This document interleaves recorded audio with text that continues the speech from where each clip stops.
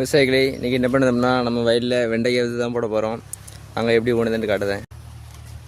விவசாயிகளை கரெக்டாக அந்த சென்டரில் ஊனணும். நம்ம வந்து சைடில் ஊனோம் பார்த்திங்கன்னா அந்த பேப்பர் கீழே நம்ம செடிகள் வந்து தடுத்துட்டு இருக்கும்போது அந்த செடிகள் வந்து அதுக்குள்ளே கரைஞ்சி போயிடும். அதாவது பேப்பர்லேருந்து வெளியே வர முடியாமல் ரொம்ப கஷ்டப்படும். விவசாயிகளே இப்போ நம்ம போட்டிருக்க ஃபுல்லாகவே பேப்பர் போட்டு தான் போட போகிறோம்.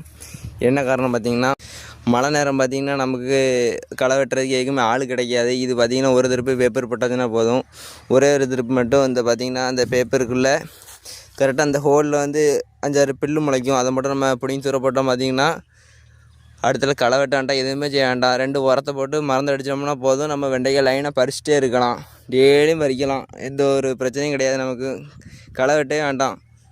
விவசாயிகளை நீங்களும் முடிஞ்ச அளவு எவ்வளோக்குள்ளே பேப்பர் போட்டு பண்ண முடியுமோ பண்ணுங்கள். ஏன்னா இனிமேல் உள்ள காலத்தில் நமக்கு களை வெட்டுறதுக்கு ஆள் கூலி எதுவுமே கொடுக்க வேண்டாம். அதேமாதிரி ஆள் நமக்கு வராது.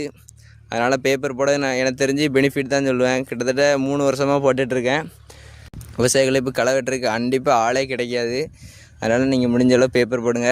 சரி விவசாயிகளை, நான் கிட்டத்தட்ட என்ன விற்று ஊனிகிட்ருக்கேன். என்ன பாதி முடிச்சாச்சு, இன்னும் குறையும் ஊனிட்டு வீட்டுக்கு போக வேண்டியதான். சரி விவசாயிகளை, பாய்.